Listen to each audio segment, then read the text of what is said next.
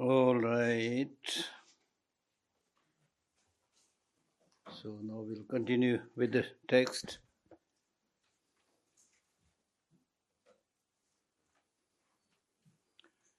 We were reading the sixth point, right?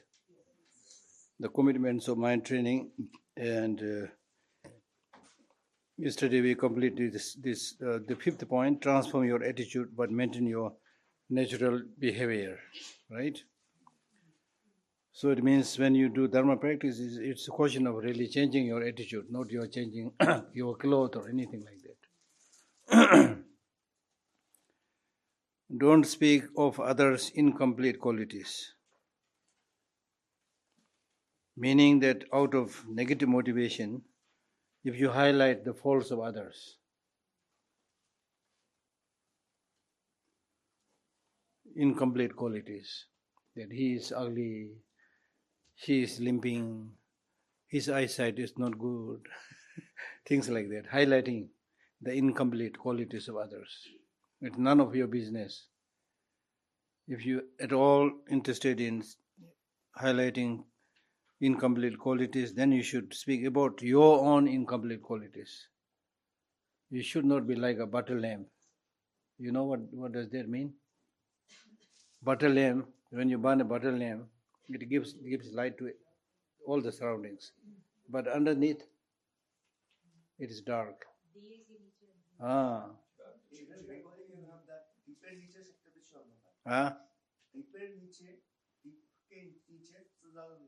हाँ अंधकार हाँ ऐसा नहीं होना चाहिए.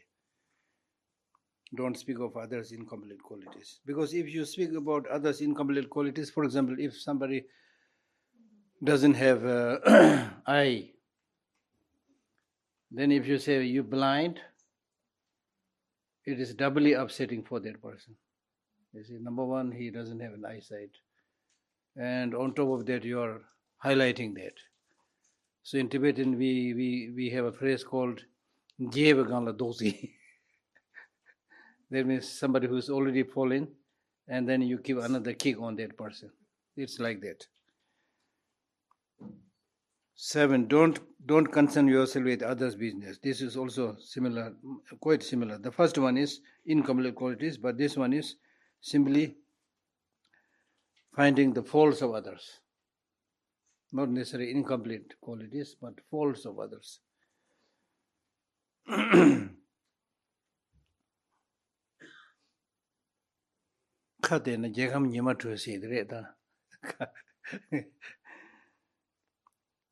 Eight, trend to counter whichever disturbing emotions is greatest. That means we have many negative emotions.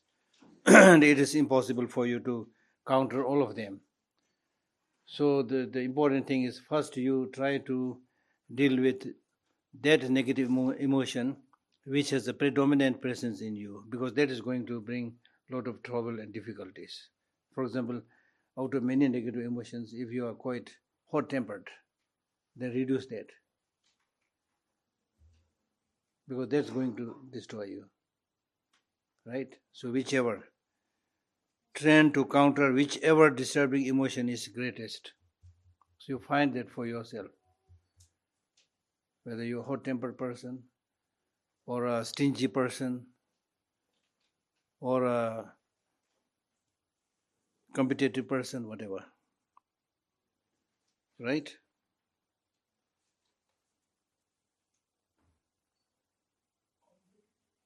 Negative competition. Wish to compete with others in a negative way.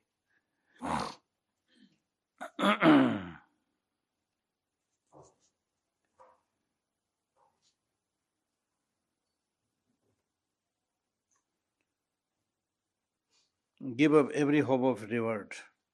That means the result of your meditation should be that there is no personal clinging. There's no clinging to yourself for your purposes alone. Right? No clinging. Meaning that if I do this, what kind of benefit I will get? That should not be there.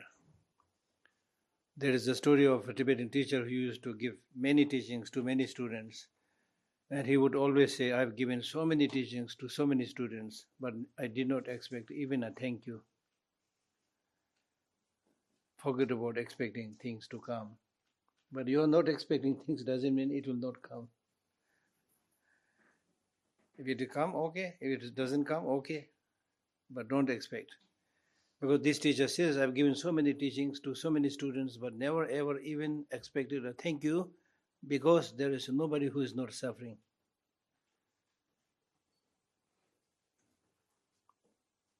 When people, they themselves are suffering, they have a problem, they have need of so many things. What are you going to expect from them? Right? Give up every hope of reward. Avoid poisonous food. In general, if you take a healthy food, that will strengthen your body, improve your health. But that good food is mixed with poison, that will become cause of your death. So similarly, in general, listening to the teaching, then contemplating on the teaching, meditating on the teaching, definitely leads to achieving enlightenment. But if you do this with eight worldly concerns, meaning that I'll become famous, I'll be respected, things, again, this is like clinging to oneself, then that becomes polluted. Even so-called dharma practices can be contaminated with this kind of negative thoughts. It's very easy to have these negative thoughts. Sometimes you may not even know it is there, but you think, okay, I'm just doing the perfect practice. But deep down, you still have this expectation, clinging to yourself, because we are habituated with that. It's very, very difficult. So make sure that it is not there. For example, when a mother takes care of her little kids, not only children, but little kids, let us say, she will not expect anything from them. Right? So something like that should be there. Right? When I see your face right now, you're all grown up, right? So you look like this, experienced, grown up person, educated person. But in a way, I can imagine the face you had when you were a little innocent child. To some extent, you still carry that. So you should be able to see that in everybody. The child in you and child in me should be able to see that. Because when you see that, there is purity, there is innocence. Right? So, whatever activities you do, good activities you do, especially when you do dharma practices, it should not be contaminated with self-cherishing attitude. Next is not maintaining good nature. Not maintaining good nature means, if you have, generally speaking, if you have good nature, right? Right? People in general, I think they have good nature everywhere. That's what my understanding. In my life, I visited over 30 countries. Although those were very short visit, but I had an opportunity to study people a little bit. So basically, ordinary people are, I think, good nature, good people. That doesn't mean they don't have ignorance. Ignorance is there, but still, basically, they are good natured. So therefore, this one says, not maintaining good nature means you have good nature, but that should be maintained. When you encounter difficult situations, you may forget that good nature. Instead, you will be taken over by negative emotions. Sometimes it happens, a particular individual, normally everybody says he's so calm, so quiet, so peaceful. But on a particular day, he gets so angry that everybody gets shocked. We never thought that he will become so angry like that. Baap re baap bolte hain hum log. हमने कभी नहीं सोचा कि वो इतना गुस्सेदार है, बाप रे बाप बोलते हैं ना, है ना, वो मत करना, ठीक है ना. So maintaining is very important. I'm basically not so much of a teacher, but I'm basically an administrator. So in Dharamsala, I look after construction and so many things. So in that work, one thing that I saw clearly is that it is not like, say, constructing a nice house. It is maintaining it later on. Maintenance नहीं है ज़्यादातर हम लोग हर बार जब, especially the government constructed houses, no maintenance at all. So if you maintain it properly, the house will last a long time. It will be really pleasant and nice. So that's what I try to do in the library, maintaining. So similarly, maintaining your health, maintaining your good nature is very, very crucial. Recognize yourself. Basically, you're a good person. But because of the society, the situation, environment, surrounding, you might lose that good nature. So don't do that. Maintain it.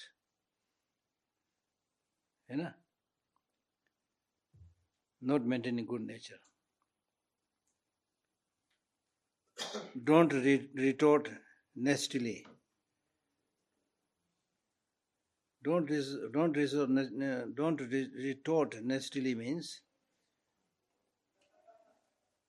that you should not keep on using harsh words all the time. Whenever you speak with somebody, immediately you use those words which will hurt other people, which will make others, unhappy. Because the speeches, the words that we use are not sharp like a blade, but it can chop other people's heart into pieces. Tamla nongar meja meaning thubur tups.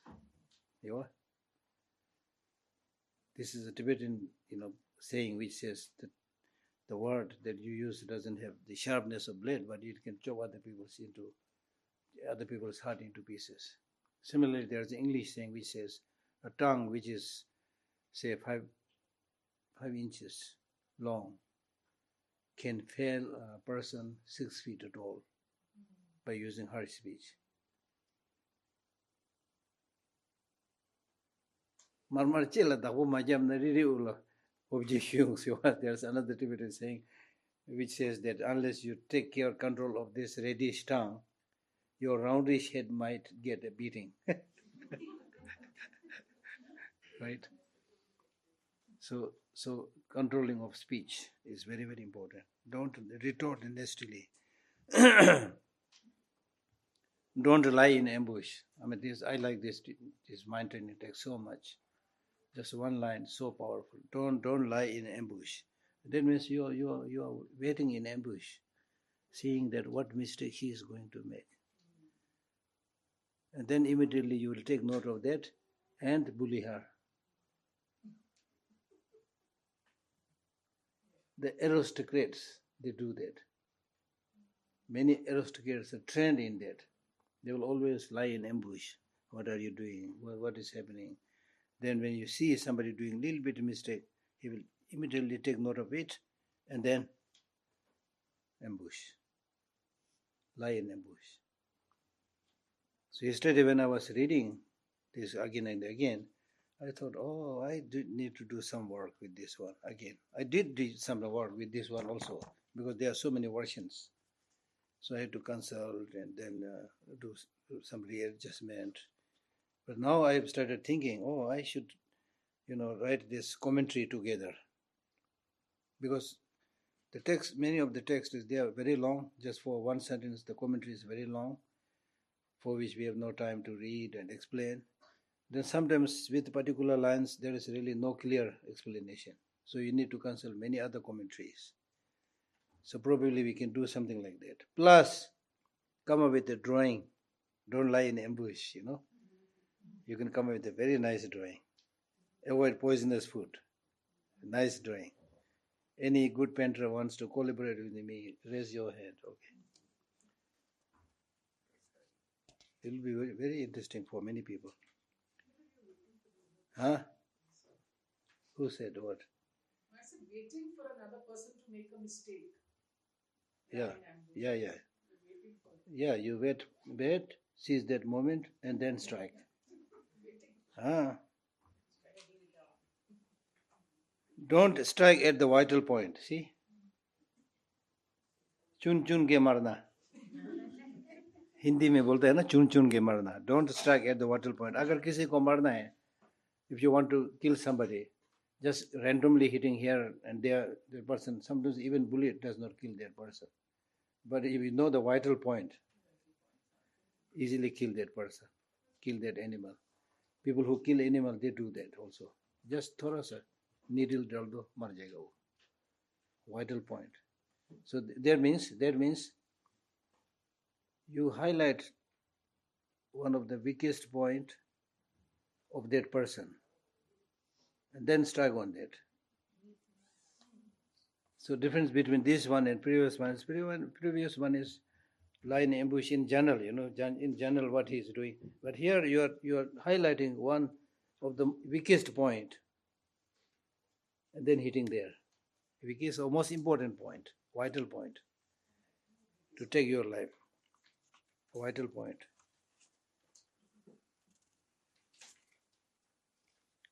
So in other words, don't lie in ambush means if somebody has done a little bit harm to you, then you keep it in mind. Okay, she said this nasty thing to me. She did this nasty thing to me. And then wait for an opportunity to retaliate.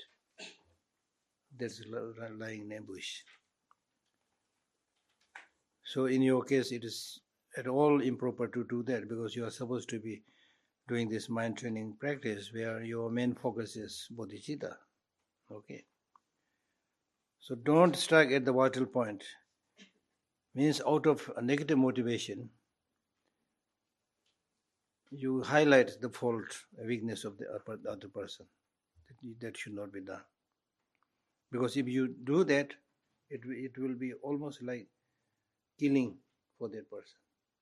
It will hurt that person very much. Okay. Then don't place the load of zo on an ox. So that means you make other people work in such a way that the person is unable to do. Still, you put that burden on that person. If you are, for example, chairman of a corporate or leader of an institution, something like that, then you have many workers under you. So then there you need to see who can do what. Don't make others do those things which is impossible for them to do. Right? So the example is, Zo is like so I think it's like mule, which is a small sized animal but very strong. So the load that Zo can carry cannot be carried by an ox. Right? And that we do all the time. वो कर नहीं सकता लेकिन बोलते क्यों नहीं किया अभी तक.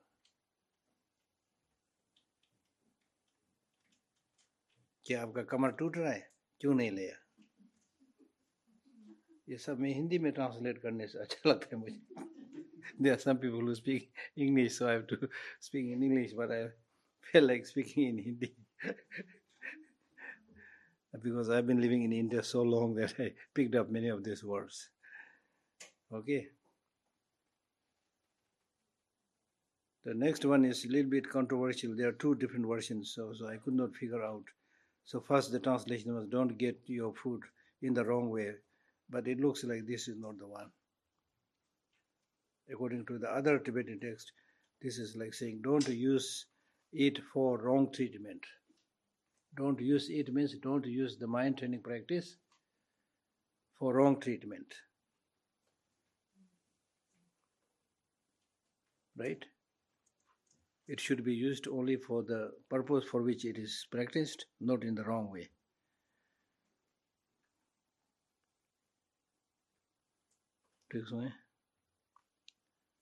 Then don't sprint to win the race. Don't sprint to win the race means if two people do a work together, and then when there is a reward coming, a recognition coming, then this achievement is due to both of you, right? But in that case, if you try to sprint and run, ये सब मैंने किया, ये तो मैंने किया. That's what we do all the time. वो नहीं करना चाहिए. The real bodhisattvas, they always say, even if it is done by them, they'll say, it's not done by me. He has done it. That's the right way. He is the one. That's right it. हाँ? उल्टा तो आप हर चीज उल्टा कर रहे हैं हम लोग. तो इसलिए हम लोग खरा भी उल्टा खरा होना चाहिए ना. बिल्कुल उल्टा कर रहा है. सही बोला. We are doing the other way around. That's what he's saying. Yes, absolutely. We are doing everything the other way around, in the wrong way. As this is what I said yesterday. Actually, if you want name and recognition, just do your work. Name will come, recognition will come. But most of us don't want to do the work, but earn the fruit. And in many cases through shortcut. Bakshish dekar, by bribing. Then in the end you get trouble, you see. So these great beings, they always say, I don't want. Like His Holiness Dalai Lama. Tibetans have been insisting that please, you are the only one who can lead us. Please. In a desperate situation, he took the responsibility. Now later on he said, you should understand, later on he said, in today's time, it doesn't look nice. A country is led, the leader of a country is a religious person, a monk. Number one, that doesn't look very nice. Number two, we should have a long-term vision. Long-term vision means, in order to fulfill that long-term vision, the country should not be dependent upon just one person. There should be continuous coming of new leaders through election, so that there's no vacuum. So it's good, you all trust me, but when I'm gone, what will you do? So again, people insisted, he stayed few more years, then after that, okay, final, this is absolutely final. Now you need to elect the new leader. And you should do this while I'm alive. While I'm alive, if you do this, then if there's a problem, still you can consult me because you people are trusting me. So 2011, he completely gave up his leadership. And he does not have any salary. Does not ask for any salary. Of course, he gets offerings from different people. He gives it all for running the government and, philanthropic practices, for so many things. I don't think he ever touches money.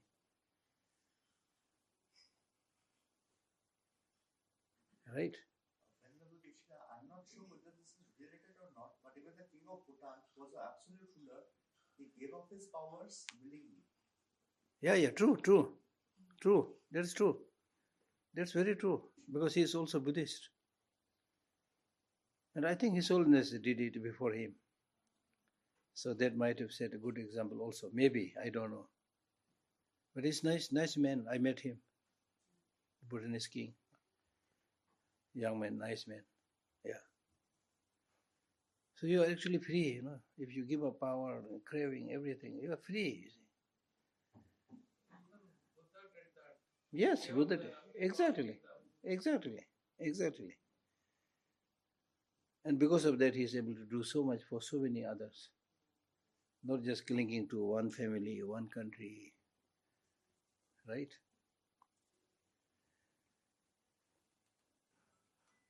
Don't turn goats into devils.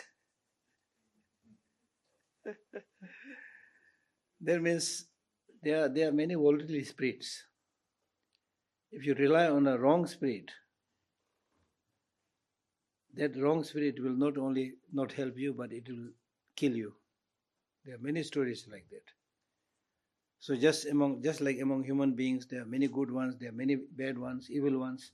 Similarly, among spirits also there are good ones, bad ones. So it is wrong to propitiate all the spirits. Right? There is a lot to say on this, but for the time being, maybe. How to find out who is good and who is evil? Huh? How to find out who is good and who is evil? Very good question. The most important thing is you don't have to worry about that. That's my answer. Because in the Tibetan society, we had a lot of problem with this cult of spirit worshipping. So I have been dealing with this for a long time, so I know this very well. So the most important thing is, if you are Buddhist, Buddhists don't believe in a creator God.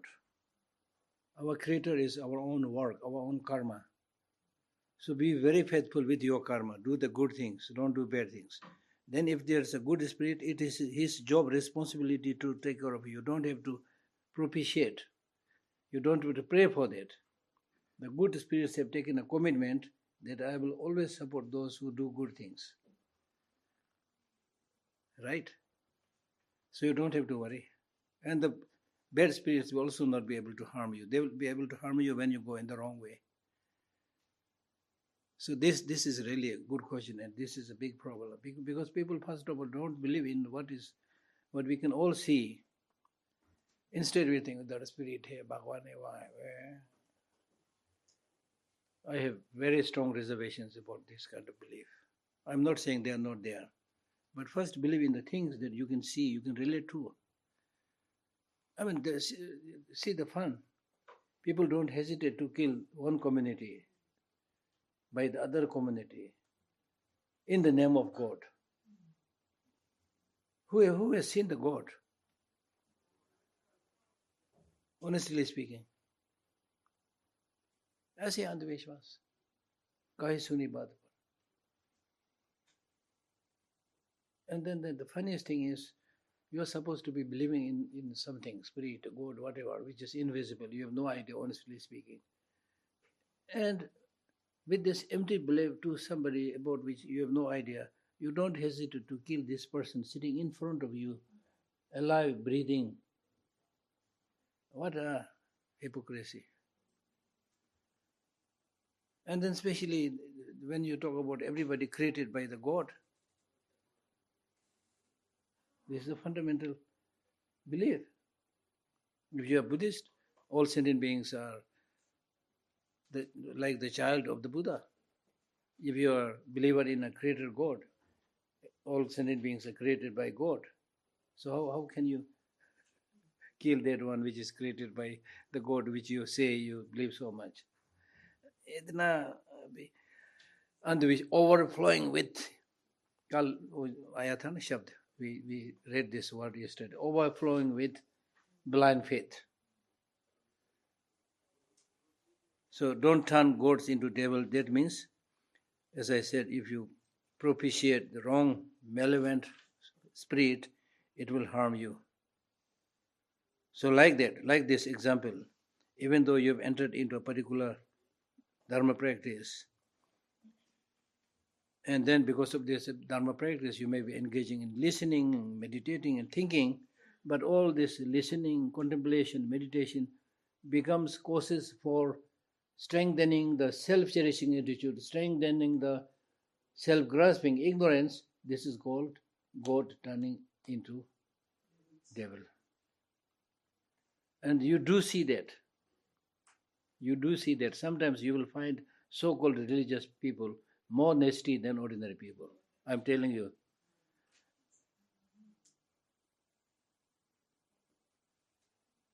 Because if the so-called religious leader are more matured, having more sanity, they can cool down people because they have so many followers. But instead they would say, isko khatam kar do, mar do. Full of blind faith, hypocrisy, and killing each other, dying unnecessarily. Right? Don't seek others' misery as means to your happiness. This is very clear. If you don't hesitate to harm everybody, so long as you are going to get something, दूसरों के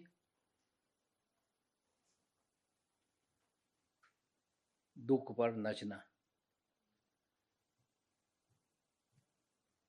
dancing. This is like dancing on the misfortunes of others. I mean, this is also happening. You go around, the so-called people, again, I'm sorry to say, so-called people who are rich, who have power, right? They are enjoying power at the cost of others' misery. Hai ki nahi? The rich people who call millionaire, billionaire, or whatever, how did they become billionaire? So forth. With the work of those so-called uneducated, helpless people. And they work like a donkey and hardly give anything, and you are just moving in fancy car. Really shameless.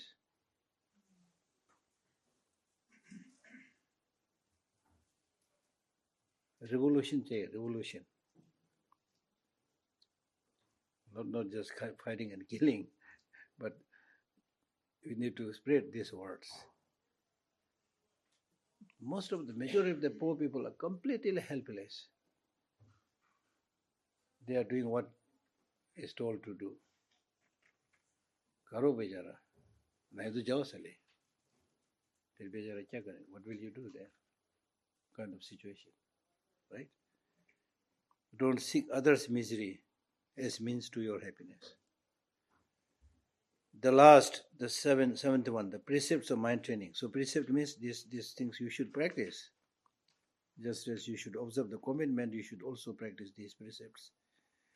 Every yoga should be performed by one. Every yoga should be performed by one means, whatever yoga means here, whatever activities that you do in terms of your food, in terms of your clothing, in terms of your house, in all your behaviors and conducts, all these activities should be influenced by your mind training practice. Every yoga should be performed by one, that is mindful practice. That means should be influenced by the altruistic wish to become Buddha for the benefit of all sentient beings. How you can do this? Of course, this one is given to me. I normally don't have to really buy. My sisters and other relatives and others, they when they think about giving something to me, they always think about this red cloth.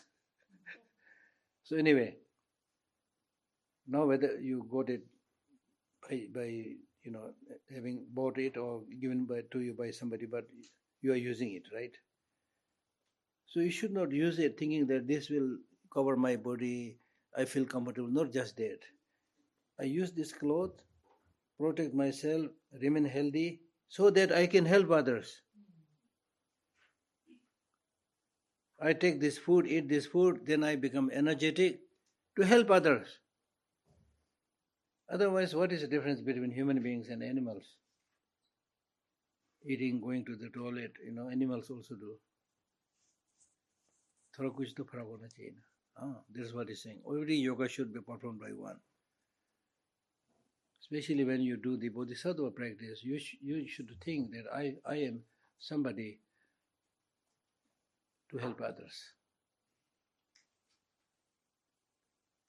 Right? Subdue all adversaries by one method.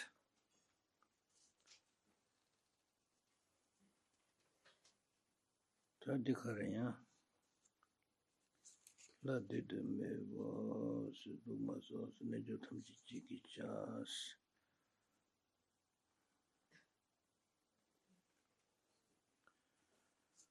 Subdue all adversaries by one method.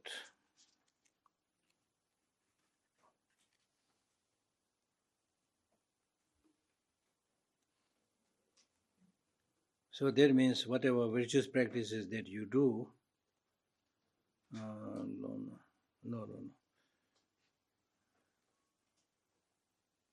Oh, subdue all adversaries. Subdue all adversities means adversities will always be there. Challenges will be there.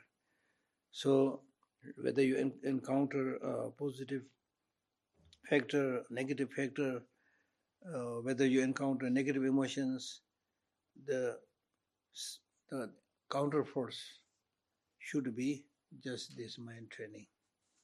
Subdue all adversities by the mind training.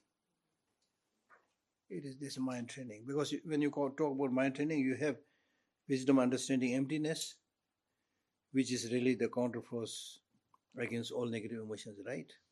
Subdue all adversities by one method. There are two activities at both beginning and end.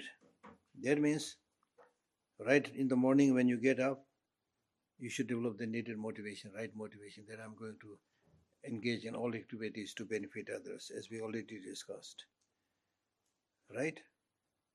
And then as much as possible, attempt to adopt the right ones and abandon the wrong ones.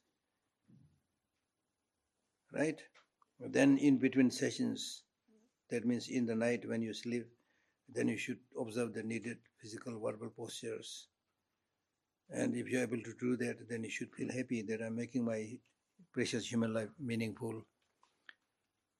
My having met with Dharma, the Mahayana practice, is made meaningful. I'm happy that I'm practicing what my spiritual teachers told me. Right? So in this way you should rejoice. You are making your precious human life meaningful. And also make sure that I will not engage in any negative deeds in the future. Right? And then finally you should dedicate all the good things that you've done to achieve Buddhahood for the benefit of all sentient beings. Right? That's the meaning. Two activities at both the beginning and the end.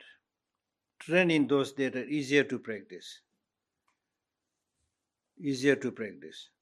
Easier to practice means, as I told you earlier, these mind training teachings were not taught publicly in the beginning because they are a little bit like secret teaching. The Lamrim teachings were taught, and then after that, mind training teaching. But then I think it was at the time of Geshe Lhakdor who wrote this mind training text. From his time, this mind training teaching became public. Right? Right?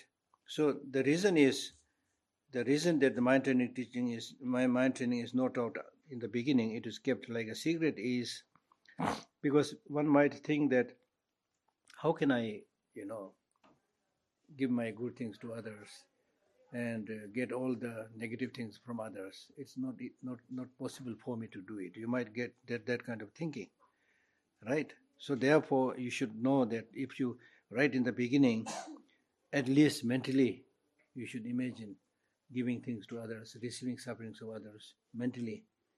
Then gradually a time will come when you will be able to physically do it. Right? So right now, of course, giving one's body to all sentient beings. Can you do that right now? Of course you can't do. But mentally you can imagine. And then gradually you will reach a state whether even giving your body is no problem. Right? Right now if you give part of your body, you will get a lot of pain. But gradually when you have trained your mind, even if somebody chops part of your body, it is said that this will be like chopping a vegetable. You won't feel pain, it is said. Because right now we get all these pains and problems mainly because of grasping, too much grasping, too much fear. As I said, much of the fear is unnecessary, much of the suffering is unnecessary. It's mental created. Okay? So train in those that are easier to practice. So in the beginning, do those practices which is easier, like at least mental visualization. Then gradually giving little bit. There is this story of a great master who became great master later on, but in the beginning he was very stingy. So he realized that he is a very stingy person. Then he thought that I should now practice giving, but he did not dare to give anything to others. So he took something with the right hand, give it to the left hand, his own left hand. Then took something in his left hand, give it to his right hand. Gradually he becomes such a great practitioner. So mental training, first do the easier practice, then gradually you will do it. Right? Because gradually you will see the benefit of giving. So I have been jokingly, in a way serious way, telling my monk friends also. I've been telling them, don't maintain this bad habit that since you are a monk, you also always have to get things from others, and you should not give anything to others. Don't behave like that. Learn to give things to others. Right? Yeah. Training though there is whichever occurs, be patient both. That means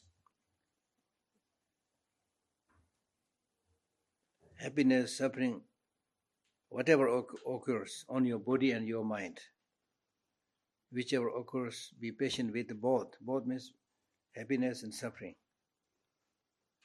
on your body and mind. You should be patient.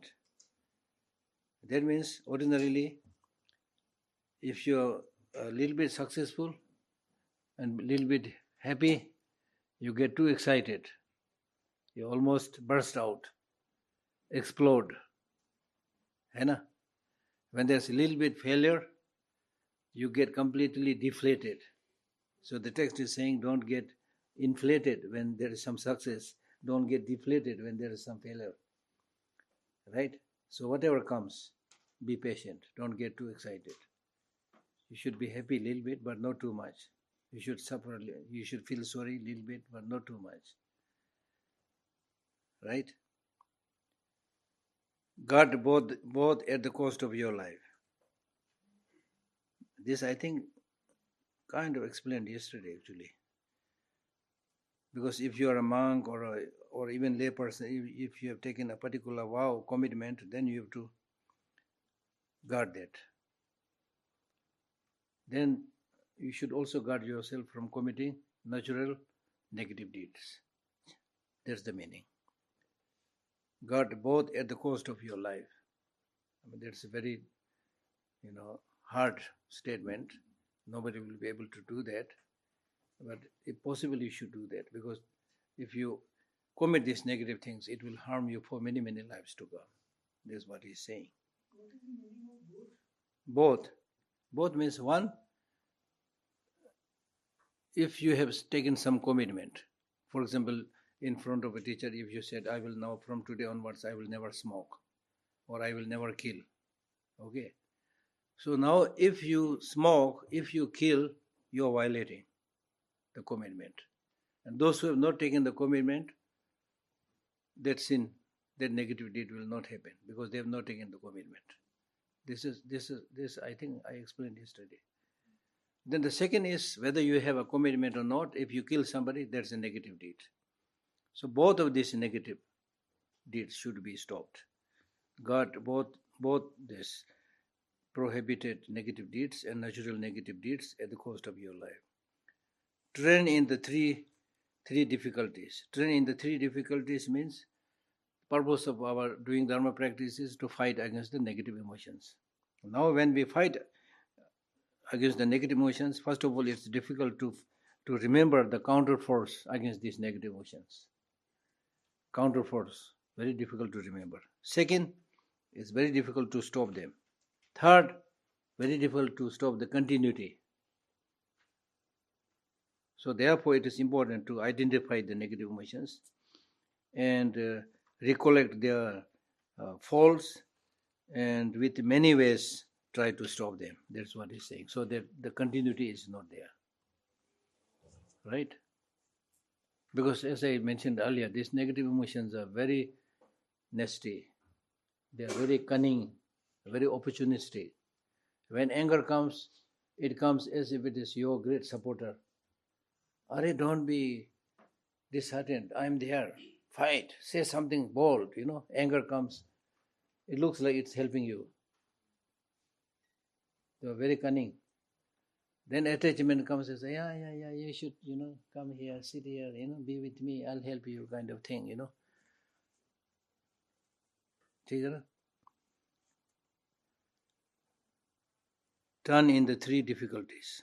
Transform all into Mahayana practices.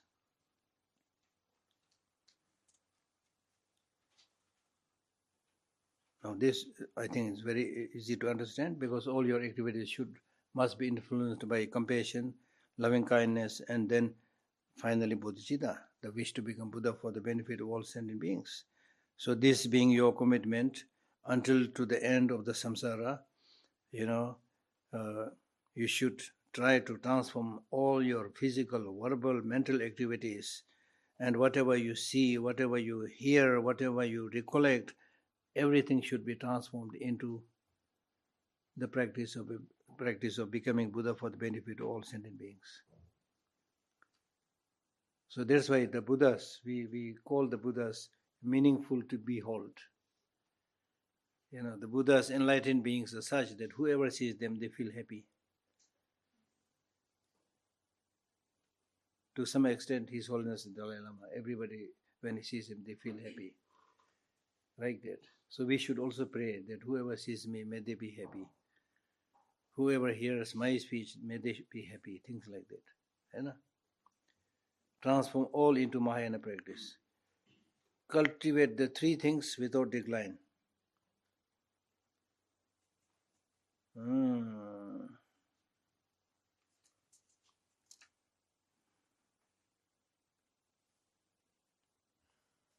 Cultivate the three things without decline means that your respect to the Lama should not decline.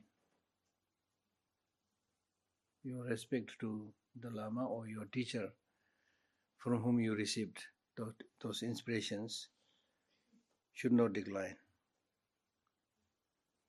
Your mindfulness, your conscientiousness towards the precepts of mind training should not decline. Your delight to engage in the mind training should not decline. Your joy, your delight, your happiness of being able to practice the mindful training should not decline. So basically he is saying that the root of success of your practice is whether you have veneration and faith to your teacher. Veneration and faith to your teacher. Now, what is faith? Faith is of two kinds. Faith of intelligent people and faith of not so intelligent ones. Faith of those who are intelligent, they will first read the text, think, scrutinize, then after that they are able to develop conviction that yes, this teaching is really wonderful, amazing, so I will follow it. I will be devoted to that. That is the way the faith is developed by intelligent people. So those who follow the Mahayana teaching should develop faith in this way. If you don't have this kind of faith, then you hear one teacher say, oh, wonderful. Next time you hear another teacher who says just the opposite, still you will say, oh, wonderful.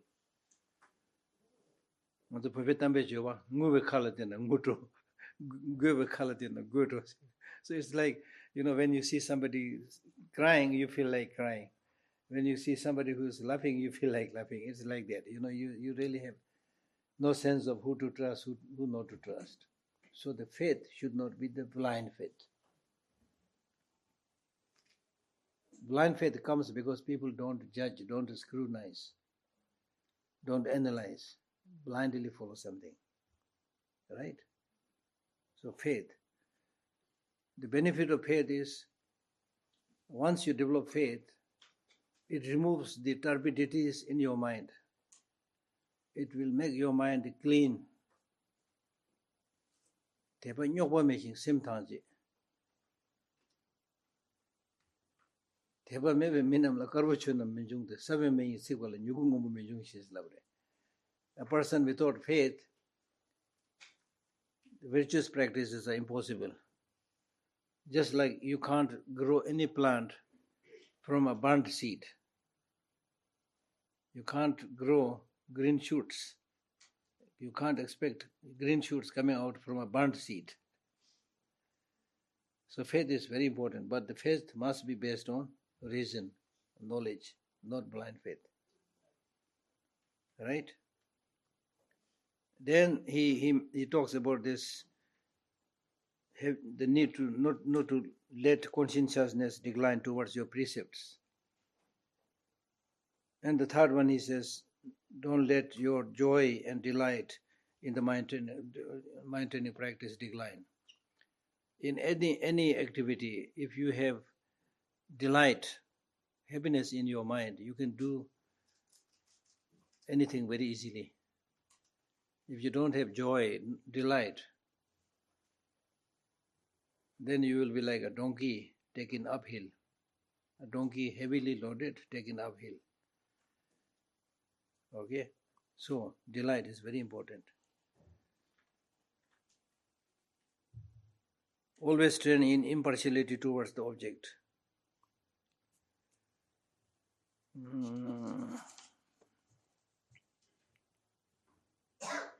So that means the very purpose of developing bodhicitta is that it should not be impartial.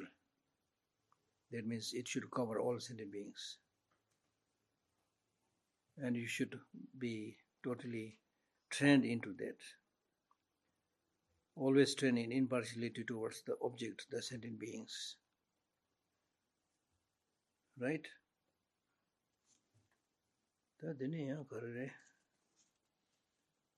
And then the next one, value and encompassing and far-reaching practice. These two are more or less very similar. It should encompass everybody. It should reach everybody. So quite similar.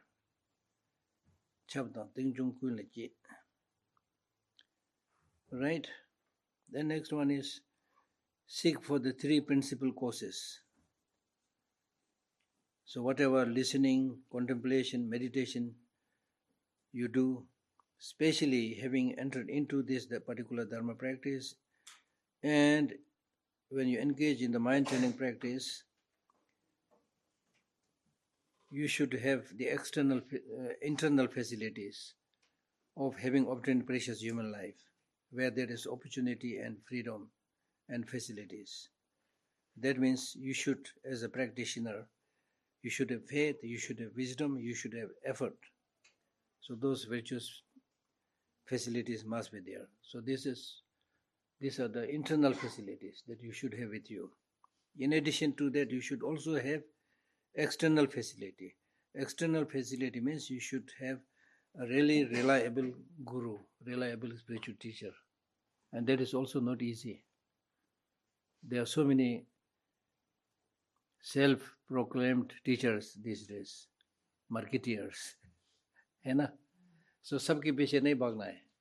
Don't chase all the so-called gurus. When you see somebody donning with different clothes, and then you chase them. No, don't do that. Please, don't do that. Many of them just making business. They have no love, no compassion, even no proper knowledge. So here we are talking about a real qualified teacher. A qualified teacher, how can you find a qualified teacher? In the Buddhist perspective, qualified teacher is one who cares more about others than himself. That itself is very difficult, right? So that will limit the number of qualified teachers. One who cares more for others than for oneself. So difficult. A qualified teacher should be one who thinks about future lives more than this life. It made it even more challenging. Most of the teachers are thinking about this life, not about so much about future life. So very difficult, you see. So, but at least you should find a teacher who has more compassion to others, to the student, and who has more knowledge than you, otherwise he can't teach. Right? And then he should be somebody who is ready to spend some time, undergo some difficulty, explaining things to you, and so forth. So at least there are many qualities, but these three must be there. out of which the most important thing is compassion. If the teacher has compassion, then there's no room for him to exploit his students, take advantage of them. It's very important. So there's the external condition. Then the third condition is that you should have enough food, enough clothing, and other facilities. Otherwise, how can you do practice? If you have to spend all your time running after food, clothing, it's very difficult. So there you should have enough facility, but make sure that you don't lead a luxurious life. Okay?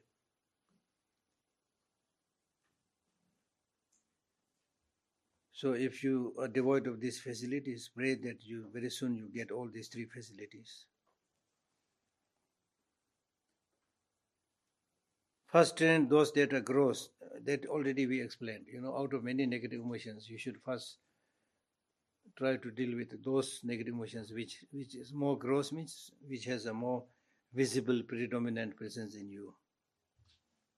Right? First train those that are gross. Engage in the principal practices right now.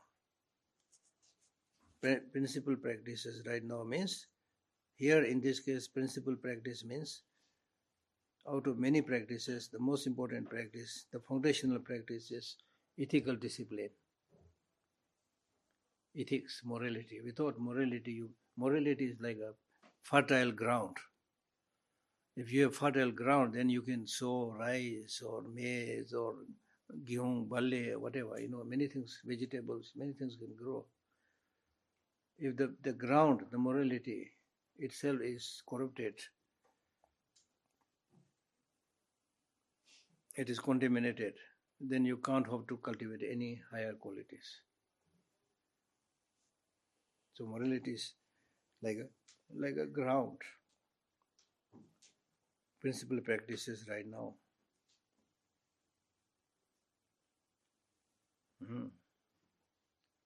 Never be perturbated from the three things.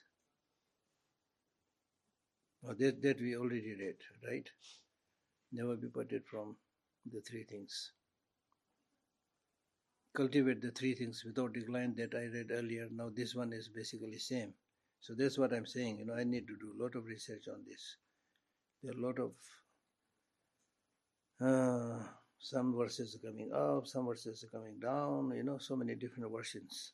So anyway, never be parted from the three things. That means you should not let your faith to the Lama decline, conscientious should not decline, joy to the mind training practice should not decline, as I explained earlier. If there is repulsion, just meditate on that.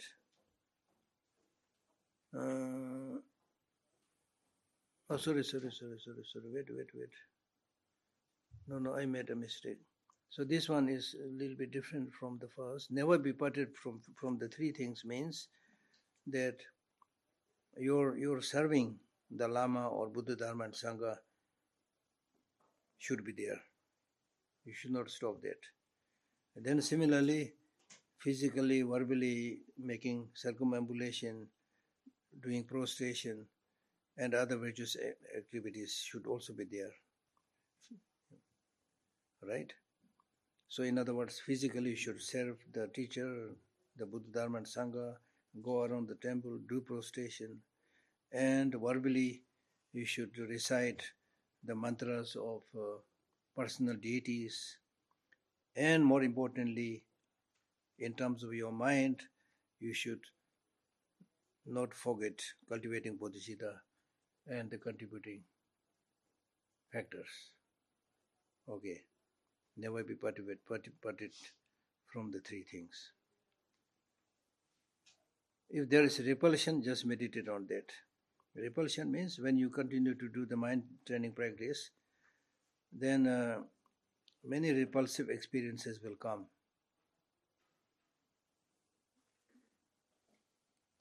Before I meditated on mindful practice, everything was okay.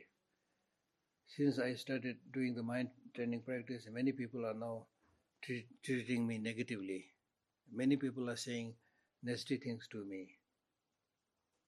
This is similar to what I told you with regard to meditation. When you try to do one-pointed meditation, as soon as you try to focus on one positive practice, you start seeing so many things, negative things coming.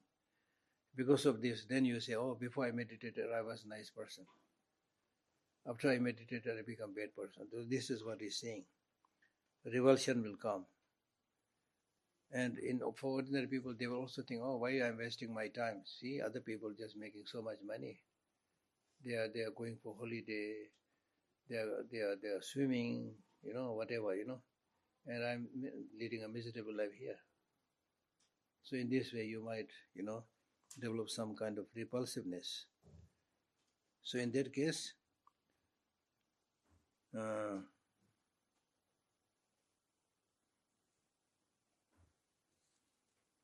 there is a risk of stopping your practice. Then at that times, if there's repulsion, just meditate on that. That means you should now don't let this practice go. Instead, you should realize now these negative things, repulsive things are coming. That this wish to repulse my practices are coming because of doing of evil spirits. It is said that sometimes when your practice is becoming very successful, suddenly in the dream there is an appearance of Buddha. Then you feel so happy. Okay, now I see the sign of my achievement. So that is not necessary. It is said that the evil spirits come as a Buddha, so that you get too excited and stop doing the practice. So they can come in any form. So don't. So you should think that all this wish to stop my practice is coming because of negative forces. So therefore, make more effort and just practice that. Okay, just meditate on that. This time, engage in the main practice. Engage in the main practice means from beginningless time, we have been in the samsara, which is really like our old home. But this time, due to some favorable external and internal conditions, I found this precious human life. And therefore, it is more important for me to do something for the long-term future lives than just this life. So that's the meaning. Engage in the main practice. That is one way of doing the main practice. The second way of doing the main practice is that you can study the Dharma. You can explain the Dharma. That's wonderful. But it is more important to implement it out of the two.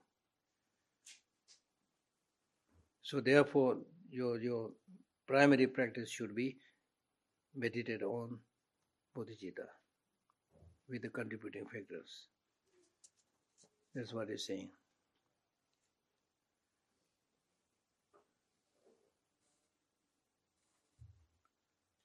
Okay.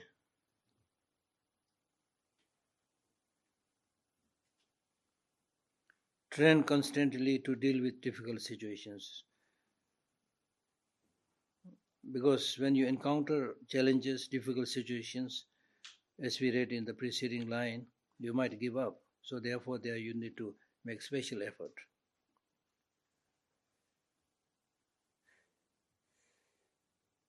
Okay. Then,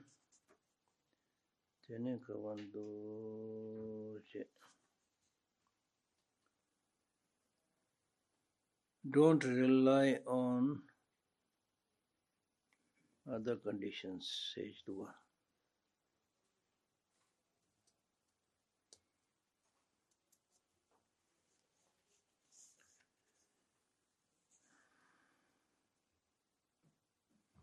So don't rely on other condition means in terms of you're doing the mind training practice, you should not wait whether this facilities like food and clothing are there or not there. Just as is done by Milarepa, who did all his practice in the snow mountain without any cloth on his body. We may not be able to do such a practice, but we need to sacrifice a little bit, right? And in many cases, sometimes if you have less facility, you can do better practice. And in fact, the so-called facilities are not facilities.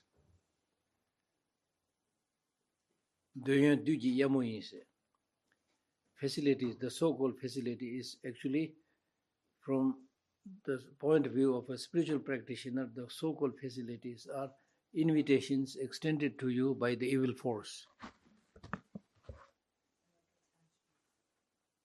Like, for example, if you get a brand new, the latest smart TV, the biggest screen, we call it facility.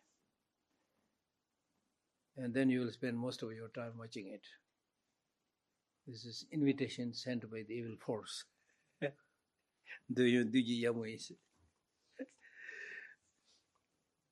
So don't rely on other conditions, right? Don't apply wrong understanding. Don't apply wrong understanding means when you see people suffering, you should develop compassion, right?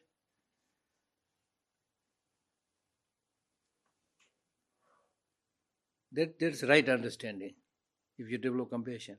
So instead of developing compassion to people who are suffering, if you see somebody undergoing some hardship in terms of his listening to the teaching, contemplating on the teaching, meditating on the teaching, and because of his spending so much time on the spiritual practice, if he or she is a little bit deprived of good food, good clothing, so forth, then they'll say, "Oh, I'm very sorry." There's wrong understanding. Nyingje kholo. Wrong compassion.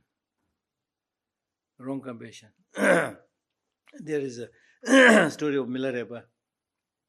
One day he just came down to the valley to get water or something. So there are three beautiful ladies are standing there, young women standing there. So when they saw Milarepa, they started making fun of him. What? Is this a human being or a devil? I mean, he is in a gate, and his food was just in nettle all the time, so he's like green or whatever, horrible thing. So they started laughing. And then among them there was one young lady who was more sensible. She said, "No, don't do like this. This may be the famous Milarepa." So then Milarepa gave them some teaching, saying that, "You beautiful ladies," I don't remember everything, but he said something like, "You beautiful ladies, now you're very proud of your face, your clothes, and things like that. You're making fun of me. But you know what I'm doing? This is my ornament, this is my practice, this is my decoration," something like that. The poem is so beautiful. Right? So wrong understanding. If somebody who is doing a lot of dharma practice and has not much money and things like that, then we think that he's out of the society. And when somebody comes in a Mercedes car, say like this, I wish I should also become like this one. This is wrong understanding. So that's why His Holiness the Dalai Lama says that the compassion that we develop is partial. Meaning that when you see some poor people, you develop some kind of compassion. But when you see rich people, there's no sign of compassion to them. Instead, you aspire that and expect that I should also become like that. And His Holiness said, actually, these people who are in an oblivious state because of their wealth and other things, status and other things, they are actually more object of compassion than the people who are in a lower state. Because the so-called rich or people, so-called educated rich people, they are under some kind of illusion, thinking everything is okay. Everything is not okay. And when suddenly sickness, death comes, they are completely dumbfounded. They have no idea what to do, right? Don't apply a wrong understanding. So there means many wrong understandings are there. So first is wrong understanding in the sense of wrong compassion. Not having compassion to people who are suffer, but instead of having compassion for those who are doing dharma practice and a little bit short of modern facilities. So that is wrong compassion. The second is we should have this aspiration to become Buddha for the benefit of all sentient beings. So instead of having this aspiration, we have so much aspiration for the, things of the world, the glamours of the ordinary world.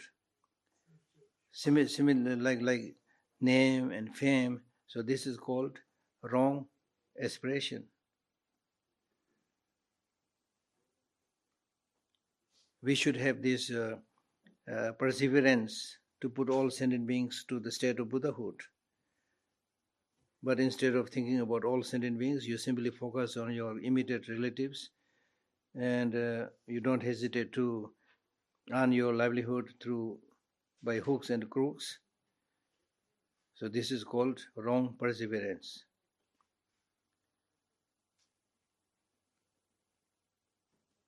And then next is wrong rejoicing. Wrong rejoicing means you should rejoice the good virtues of a Buddha and Bodhisattvas from the depth of your heart, because that will help you, help your virtues prosper and flourish. So instead of developing that kind of rejoicing, when you see some people experiencing misfortune, then you rejoice. How nice he is now in trouble. How nice he is now in jail. That's wrong rejoicing. Right?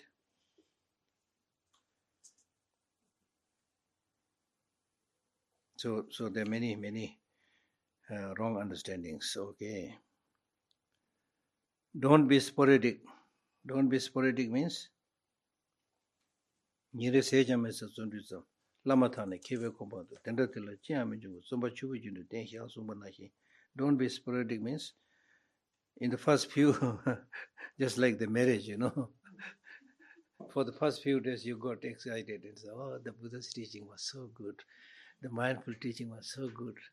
The teaching on meditation was so good. I'm going to do it. I went there. It was so nice. फिर उसके बाद 4 दिन की चांदनी, फिर अंधेरी रात. Right? It was sporadic, just for a few days. You do a little bit, and then nothing. Then little bit, then nothing. And the little bit that you do in between is also just the name of doing virtuous practice, not the real practice. So that will be of no benefit. Don't be sporadic. Right? Then practice unflinchingly, remembering that your enemy is negative emotion. Very strong, very powerful, very clever, very opportunistic. So you should practice unflinchingly, without hesitation. Concentrate your whole energy to do the practice. Release yourself through the two, investigation, analysis. So that means by developing various types of motivation, then you should engage in investigation. So investigation means rough analysis. Then analysis means more fine, detailed analysis. So in other words, it is through reasoning, investigation, analysis that you will be able to liberate yourself from the clutches of ignorance and so forth. Not through blind faith. Release yourself through investigation, analysis. Don't be boastful.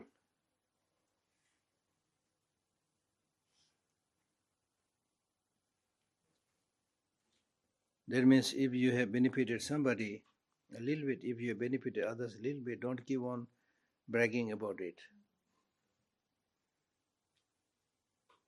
Because the text says, if it is something to be bragged about, then Buddha should be the one who should be doing this, because he has benefited all of us in such a tremendous way.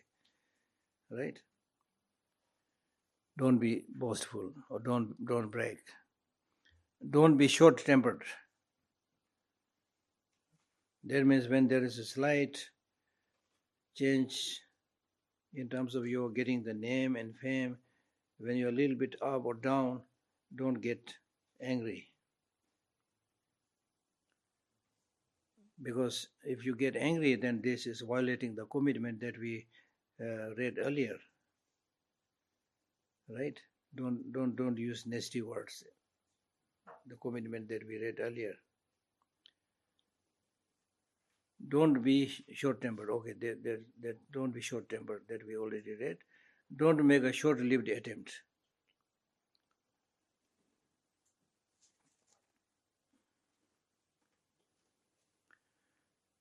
This is quite similar to don't be sporadic, right?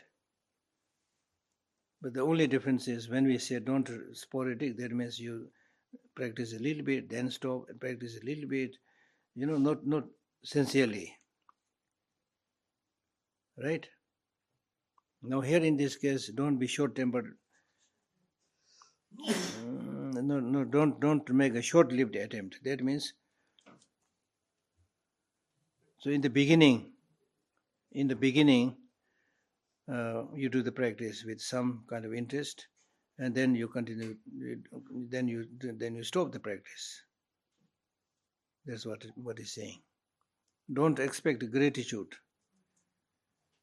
When you do something good to others, don't expect thank you or gratitude immediately. Because sometimes it is our habit of saying that I benefit this person, but this person has no sense of gratitude. He didn't even say thank you to me. I had given him $10,000. Now he don't even recognize me. Something like that, yeah. So that's the end of the text. Then finally the writer says, due to my manifold aspirations have given rise to humiliating criticism and suffering. But having received instructions for taming the misconception of self, even if I have to die, I have no regret. So this is similar to the text called the 8 verses of mind training. Right? So here also says, in his life, due to my manifold, we all have manifold aspirations, right? Due to many aspirations, that has given rise to humiliating criticism. Sometimes people criticize you, sometimes people bully you, and you encounter many sufferings. But after he received this instruction from his teacher Sharava, he really wanted to do a proper practice, so he was looking for a teacher. Then somebody said there is a teacher called Sharava who is a really great teacher. So he went there. When he went there, Sharava was giving teaching to a few thousands of people. Then he sat there and listened to the teaching. Sharava did not use the mind training even one time throughout his teaching. Then after the teaching is over, the great teacher Sharava, counting the bead and going around the temple, so he approached him with great humility and said, I have some question. Can you please sit down and answer my questions? He put some mat there. Then the great teacher sat there. Then he said, I come here to learn more of the mind training text, mind training instructions. And I came here, but you did not even use the mind training. Forget about proper teaching on mind training. You did not use the word of mind training even once. Then Sharava said, what is the use of using this word when nobody is ready to practice? And then after that he said, how important this mind training practice is. And then he said, if you want to get freedom, liberated, then this is all you want. There's no question of whether it's useful or not useful. This is the text that you want. And then he said, oh, okay, if this is the case, then there must be a source. What are the sources? Then the great teacher immediately recited some verses from Nagarjuna and other teachers. Then he was highly moved. Then he requested, please give me the teaching. And then he said, you should be able to stay here with me for a longer time, then I will explain. Then I think he stayed at his feet, maybe, I don't remember, more than 12 years. Just studied there, meditated. And that's why then he's saying, but having received instruction for taming the misconception of self, now I am so confident about my practice that even if I have to die, I have no regret.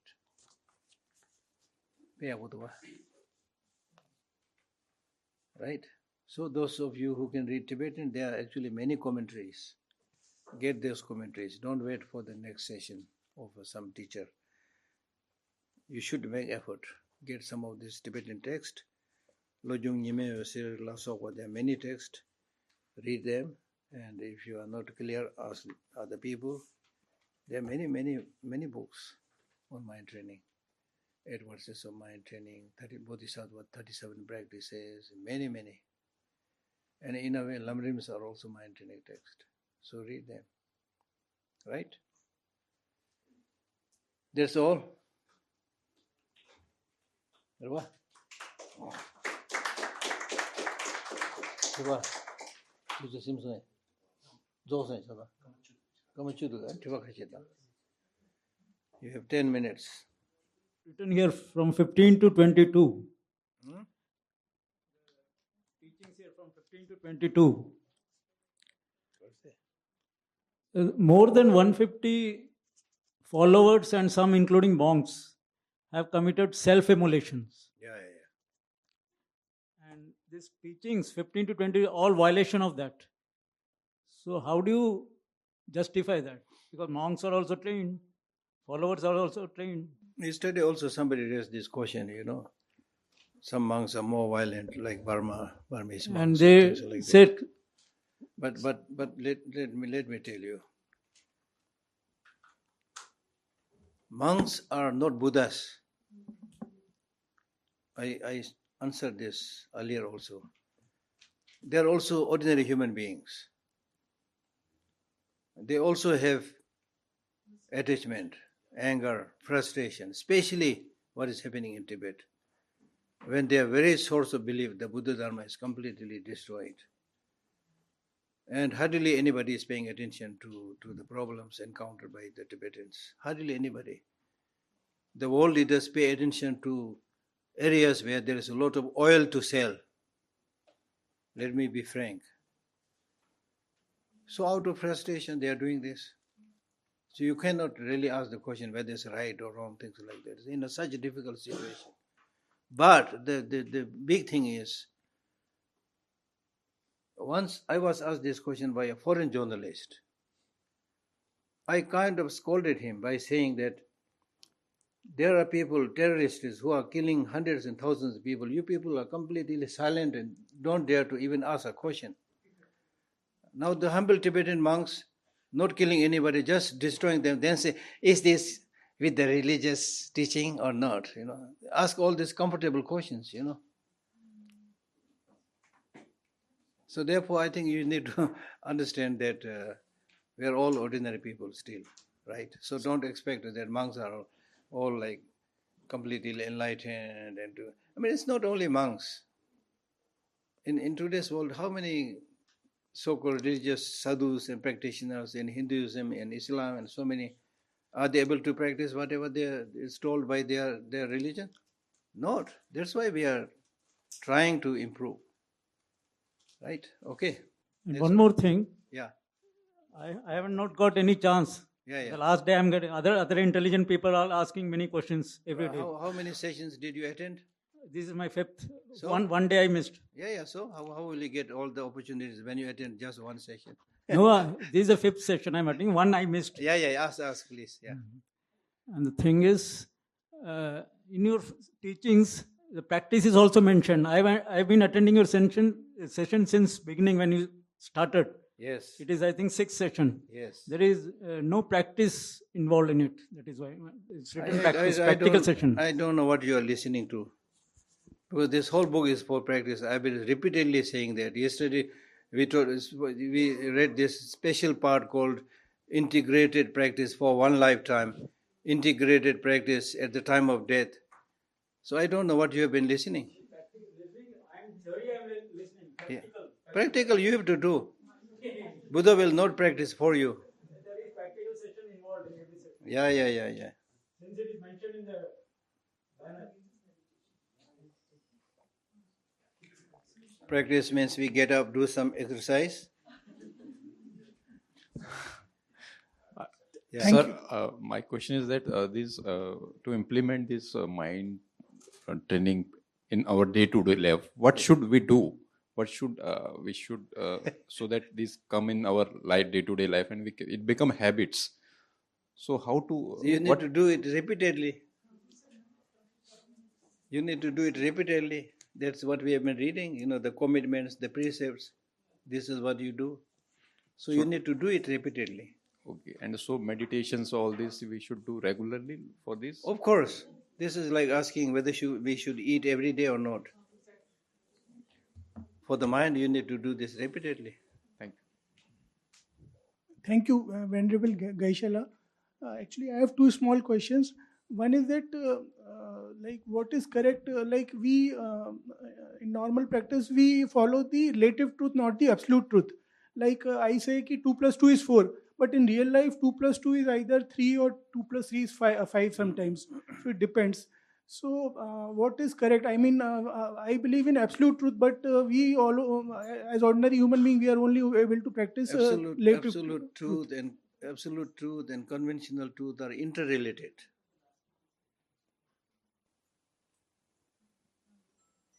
Right? For example, if I talk about this microphone that you see, this is conventional truth. This is conventional truth. I can use it. I can speak through this. Everybody can see it. This is conventional truth. So the problem with ordinary people is we get obsessed with the conventional truth. Oh, this microphone is so wonderful, so amazing. I need to buy this. I need to have this. I need to keep this. We get stuck there. So therefore, the Buddha is saying that conventional truth is only a means to discover the ultimate truth. And the ultimate truth is, you thought earlier that there is a microphone existing from its own side. But when you scrutinize and analyze, where is the mic? The cover? The stand? Where is it? So in this way, you won't find anything. It's only designated. As I said the other day, I call this microphone not elephant. It's just designation. If right in the beginning somebody called this elephant, today we should all be saying that I will speak through the elephant. There's no problem. Now if I say it, you will all laugh and smile, you see. So this is just a convention.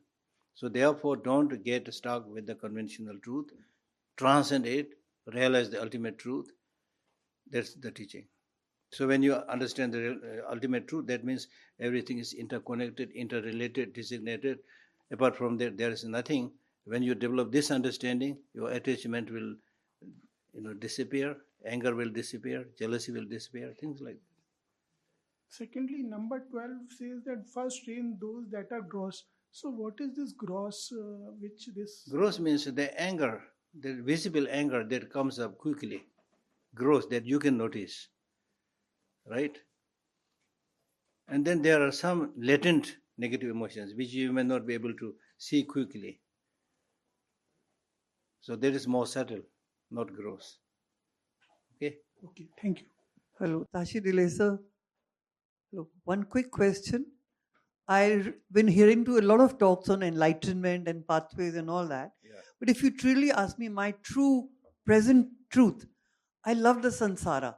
Yeah, good. At the moment, if you ask me, I'm very contented with my life. Very good. And I don't really want to go towards enlightenment or away from the samsara. What would your comments be? It's everybody's choice. Right, Okay. right in the beginning, I said whether you want to do positive practice or negative practice, up to you. Totally up to you. But the thing is, if there is a thing called afterlife, you need to think about that also.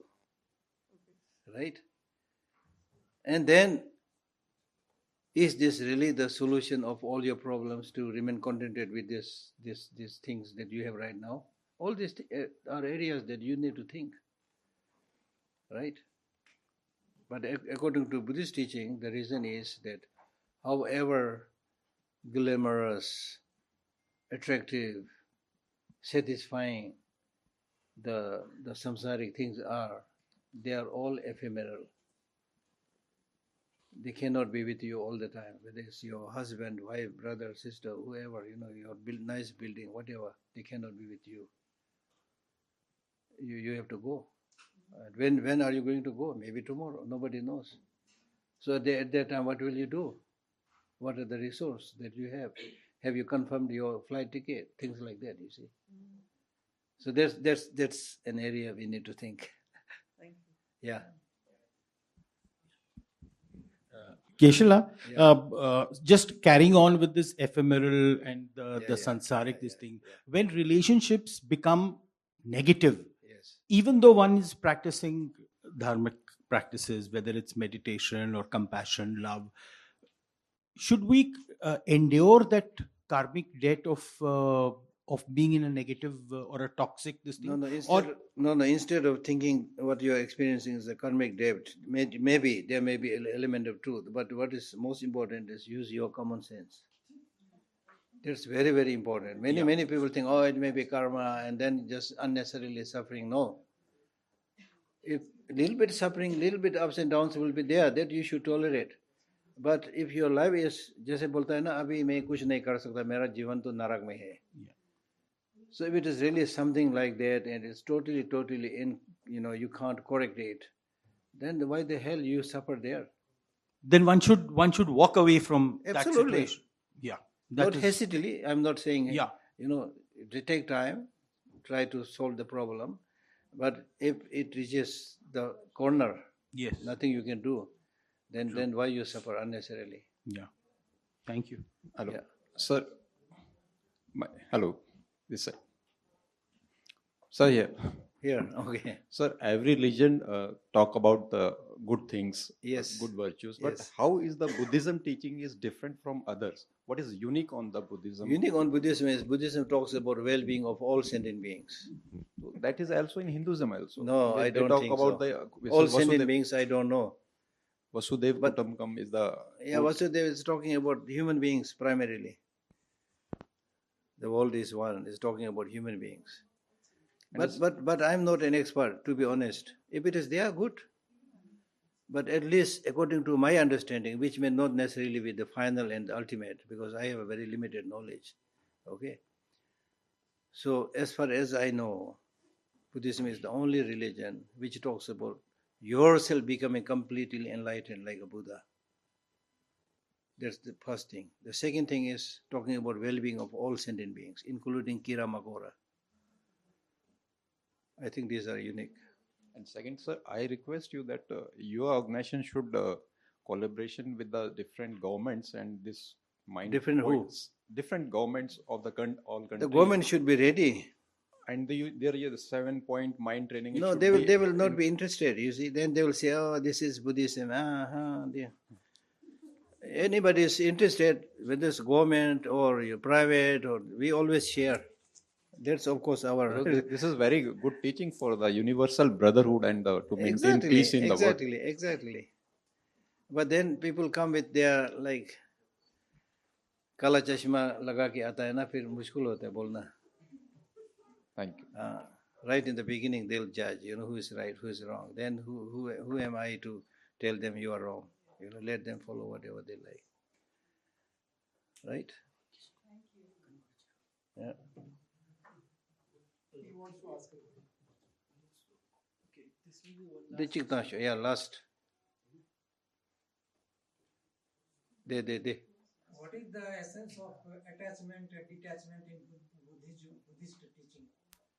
Yeah, essence of what meaning of detachment and attachment. Sometime you have to follow and sometime you have to unfollow. Huh? Like bad karma and good karma. From Buddhist perspective. Attachment is like a drop of oil falling on a piece of cloth. Drop of oil falling on a piece of cloth, then the oil gets stuck there, very difficult to remove. So towards any object, when you develop attachment, you stuck there. That's attachment. Right? Now the English word detachment, I have to be very careful. What do you mean? This is an English word. Even in Buddhism, when we talk about compassion, We are not talking about completely detaching yourself with nothing to do with other sentient beings. And compassion itself is sometimes called attachment. It is not attachment, but like attachment, they are very concerned about well-being of other sentient beings. But this does not mean to say that you should stuck there, therefore detachment. The last time I told you, regarding the human relationship, it should be like relation with the fire. Not go too near, not go too far. Right? Like sometimes I So say, what's middle path? huh? What's middle path in that case? Middle path, I've already explained. Don't go too far, don't go too near. That is middle path. Okay.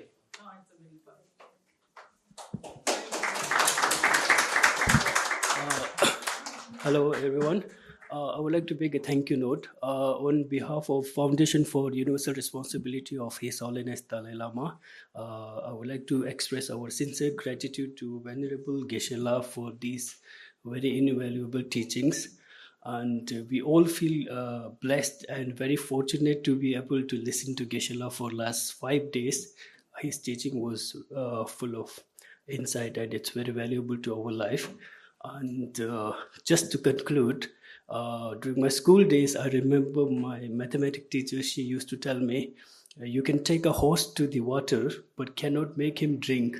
Likewise, Geshe La taught us these invaluable things, but we have to bring it into practice and make our life better. We hope we will be able to make it. And I would like to thank India Habitat Center for collaborating with us.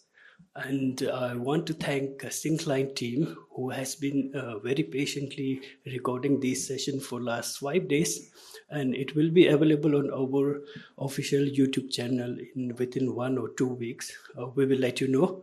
And I want to thank our foundation team. Apart from we two, we have a team who has been working to make it come true. I would like to thank everybody involved in this. And last but not the least, I would like to thank all the participants, and especially those who have come here for all the 5 days and attended very carefully. Thank you so much. And before we conclude, I would like to request my colleague Tenzin Legmala to offer a little scarf to Venerable Geshe La just as a token of gratitude from the foundation. Geshe La, kindly please accept it.